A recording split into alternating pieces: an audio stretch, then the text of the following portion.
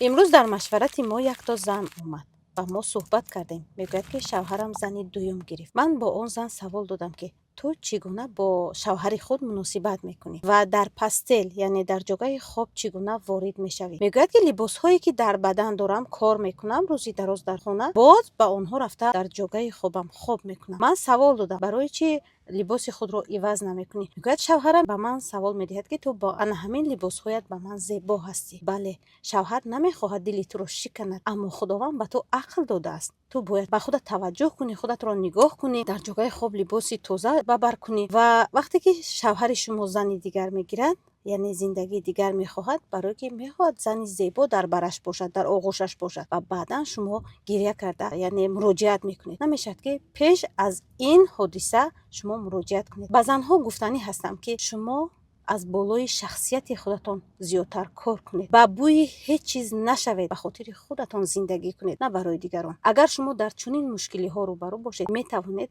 با مشورت های ما بیایید، کورس های شخصیت شناسی ما با اشتراک کنید.